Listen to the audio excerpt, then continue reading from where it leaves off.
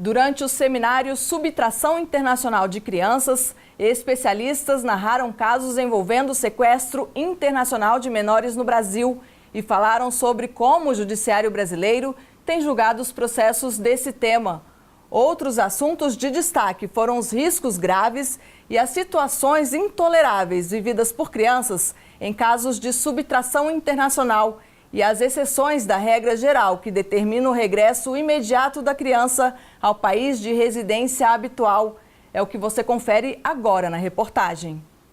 Durante o seminário Subtração Internacional de Crianças, Convenção da Haia de 1980, diversos especialistas no assunto falaram sobre os casos envolvendo o tema que estão em tramitação no Brasil e como o judiciário brasileiro, especificamente os juízes federais, vem julgando os processos desse tipo. O juiz federal Henrique Jorge Dantas da Cruz, da primeira vara de Belém, no Pará, se deparou com uma difícil decisão pouco tempo atrás. Ele julgou o caso de uma mãe dinamarquesa que veio para o Brasil com os 2 filhos, que eram de pais diferentes, e que alegava que ela e as crianças sofriam abusos. Depois de dias analisando o caso com uma equipe de especialistas em subtração internacional de crianças, ele descobriu que a mãe havia mentido, já que nenhum deles jamais teria sofrido abuso e que ela promovia uma alienação parental, por meio de um acordo feito com a Dinamarca para que a mãe não fosse presa quando retornasse ao país. A guarda das crianças foi dada aos pais dinamarqueses. A guarda definitiva foi dada para os pais por uma juíza dinamarquesa. Então, toda aquela situação de perseguição que havia, inclusive foi levantado que a Dinamarca violentava os direitos humanos, que 2/3 da população feminina da Dinamarca era violentada, que ela não era ouvida no tribunal, cai por terra com isso.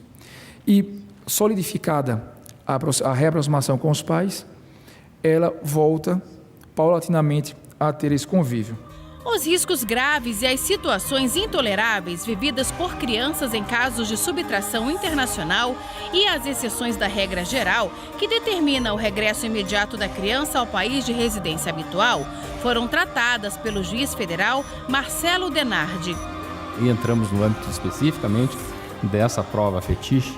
Aí nós temos a dificuldade, as especificidades desse tipo de prova, a complexidade da produção dessa prova, que não se resolve numa simples entrevista de 1 hora com um especialista. Essa é uma prova bastante difícil para ela ser confiável e efetiva. Ela precisa se desenvolver pelo menos 4 entrevistas, análises mais complexas. Também envolve a capacidade da criança. Tenho relatos de casos em crianças de 2 anos, 3 anos sendo submetidas a esse tipo de perícia, qual o resultado que se vai obter efetivamente nesses casos, uma dificílima possibilidade de se obter alguma informação viável, alguma informação útil que produza prova sobre risco grave de dano psíquico à criança nessas condições. O último painel do seminário tratou do direito de visitas no âmbito do sequestro internacional de crianças e boas práticas na agilização do cumprimento da Convenção da Haia de 1980.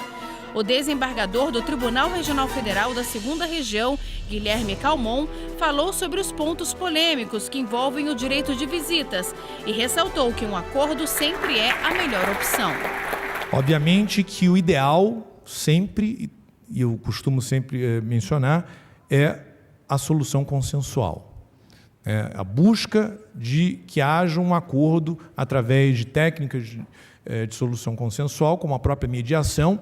E a mediação aqui, me parece, ela não deve se restringir apenas e tão somente ao tema do retorno ou da manutenção da criança no Brasil, deve abranger também questões ligadas à própria guarda e ao direito de visita. Não sendo possível a solução consensual, havendo, portanto, a necessidade de uma solução impositiva, a partir da jurisdição brasileira, que se busque uma decisão espelho no estado que era da residência habitual da criança, uma vez chegada a uma conclusão sobre a regulação do direito de visita, tal como feita pelo juiz federal.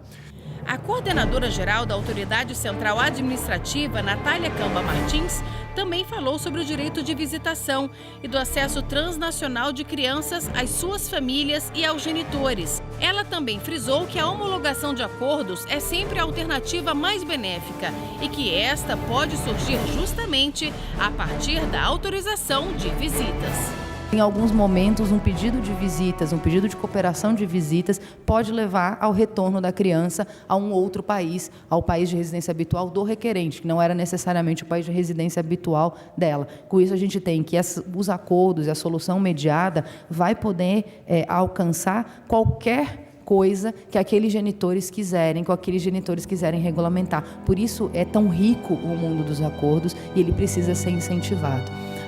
A psicóloga e perita de vara de família Renata Bento também destacou logo no início da palestra que o processo de retorno da criança deve ser feito de forma rápida e com um programa de acompanhamento psicológico definido para ela e para a família. O pedido de retorno de uma criança deve ser entendido como uma luz vermelha acesa, indicando perigo naquela família, e deve ser tratado com a máxima atenção, da forma mais célere possível, e necessariamente com acompanhamento psicológico, por se tratar de situações traumáticas que extrapolam a capacidade mental de pensar de uma criança. Durante a palestra da psicóloga, foi transmitido o vídeo A Morte Inventada, de Alain Minas, feito no Rio de Janeiro, e que fala sobre casos verídicos de crianças que sofreram alienação parental. Ela não acha que ela teve nenhuma influência da gente odiar meu pai. Ao final, todos os participantes destacaram a importância da realização do evento no Brasil, já que a responsabilidade da Justiça Federal na hora de julgar casos envolvendo sequestro internacional de crianças é muito grande. Participar deste seminário sobre subtração internacional de menores está sendo uma experiência enriquecedora. Poder ouvir profissionais tão qualificados na área que trouxeram reflexões e informações importantes sobre o tema do ponto de vista internacional e também nos poderes legislativo, executivo e judiciário.